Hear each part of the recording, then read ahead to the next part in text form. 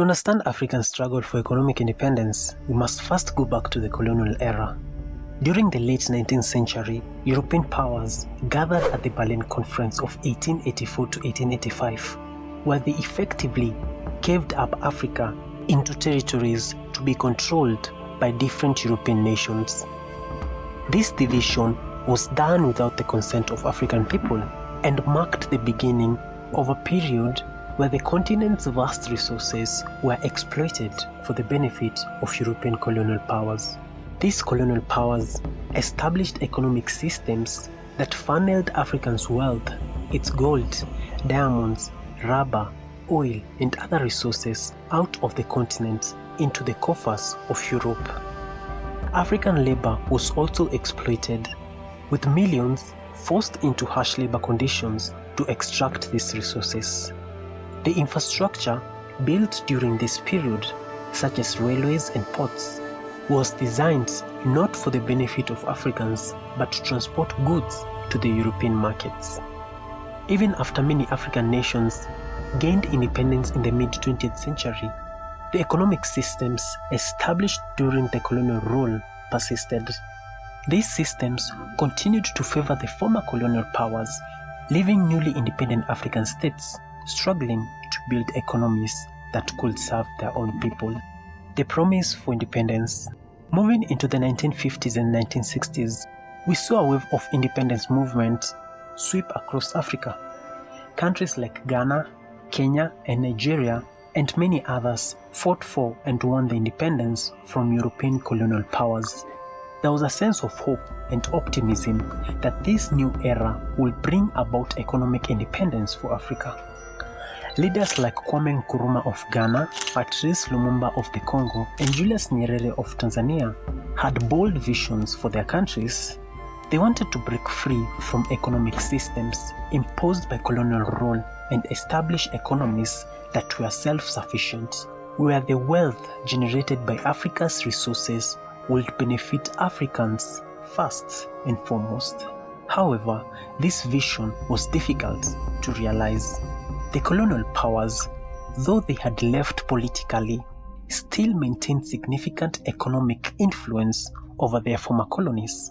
This set the stage for what will come to be known as neocolonialism, a term that describes how former colonial powers, through economic means, continued to exert control over African nations. Neocolonialism, a new form of economic exploitation. Neocolonialism refers to the continued economic dominance of former colonial powers and multinational corporations over African nations. It is characterized by unequal trade relations, foreign control of key industries, and the perpetuation of dependency on external assistance. Under the guise of foreign aid and investments, neo-colonial powers maintain their influence and control over African resources. African nations, often desperate for capital and technology, become trapped in a cycle of debt and dependency. The wealth generated from Africa's resources flows out of the continent, leaving little for local development. Neocolonialism has become a modern-day obstacle on Africa's path towards economic independence and has perpetuated the poverty that plagues the continent. Neocolonialism and the perpetuation of poverty in Africa. Neocolonialism has had a profound impact on Africa's economic landscape, perpetuating poverty and hindering progress at exorbitant rates. This imbalance erodes Africans' ability to develop its industries and add value to its resources, further entrenching its position as a supplier of cheap labor and raw materials. Furthermore, neocolonial powers often impose economic policies and conditions that serve their own interests rather than those of African nations.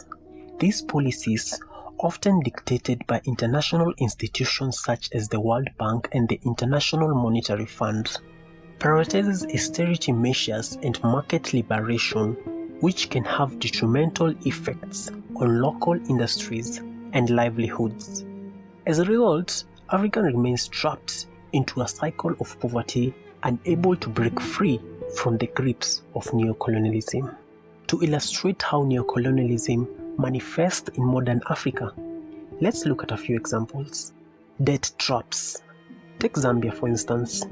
The country has been burdened with enormous debt, much of it owed to international lenders. This debt has made it difficult for Zambia to invest in its own development, as a significant portion of its budget goes towards repaying loans. Similarly, Mozambique has struggled with debt, particularly after hidden loans taken out by previous governments were revealed, plunging the country into financial crisis. Resource exploitation. Nigeria, one of Africa's largest oil producers, has seen its wealth extracted by foreign oil companies for decades. While Nigeria earns significant revenue from oil, much of the profits is repatriated to foreign companies, and the local communities in the Niger Delta suffer from pollution, poverty, and conflict. Another example is the Democratic Republic of Congo, which holds vast reserves for cobalt, a critical mineral in the modern technology. Despite this wealth, the country remains one of the poorest in the world, as foreign companies dominate the mining sector. Foreign influence in policy.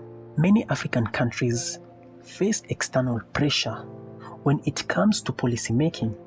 For example, when it comes to trade agreements, African countries often find themselves at a disadvantage, with more powerful nations and international organizations dictating terms that benefit them rather than Africa. This has kept African economies tied to the export of raw materials rather than developing industries that could add value within the continent. The role of international institutions in perpetuating neocolonialism. International institutions play a significant role in perpetuating neocolonialism in Africa. These institutions, often dominated by former colonial powers, wielded considerable influence over African nations and their economic policies.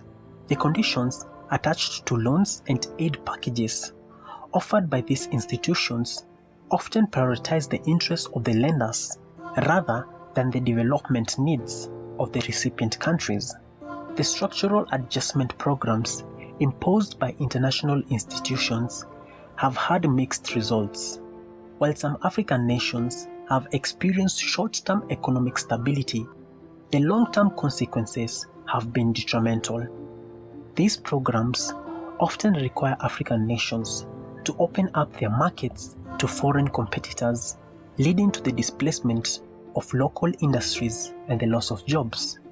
Additionally, the emphasis on debt repayment and fiscal austerity measures has limited Africans' ability to invest in vital sectors such as healthcare, education, and infrastructure. African nations attempt for economic independence. Despite the formidable challenges posed by neocolonialism, African nations have not been passive in the pursuit of economic independence. Over the years, they have implemented various strategies aimed at breaking free from the chain of economic exploitation. One such strategy is regional integration, which seeks to promote intra-Africa trade and cooperation. Initiatives such as the African Continental Free Trade Area aim to create a larger market for African goods and services, reducing dependence on external markets. Furthermore, African nations have increasingly sought partnerships with emerging economies such as China and India that offer alternative sources of investment and technology. These partnerships have provided African countries with greater agency in determining their economic priorities and reduced their reliance on traditional neocolonial powers. By diversifying their economic partnerships, African nations can strengthen their bargaining power and create more favorable conditions for economic development. Africa's struggle for economic independence is a complex and continuous ongoing process. From the era of colonial rule to the present-day challenges of neocolonialism, the continent has navigated treacherous waters in the quest for self-determination. To break free from the chains of economic exploitation, African nations must prioritize sustainable development, regional integration, and innovative strategies that empower their people and industries. The path to true economic independence requires collective action, both within Africa and in partnership with the international community. Neocolonialism must be challenged, and the voices of African nations must be heard and respected. By working together, we can create a future where Africa's wealth benefits its people, poverty is eradicated, and economic independence becomes a reality. Well, for today, that's it. Let's continue this important conversation in the comment section below. What do you think are the most significant challenges facing Africa in its quest for economic independence? I'd love to hear your thoughts. If you want to learn how to make a country rich from scratch, you better join us as we unravel Botswana's success story, a transformative journey from the world's third poorest country in 1966 to an economic powerhouse in a matter of decades. Don't miss this inspiring tale of resilience, strategic leadership, and triumph of the human spirit.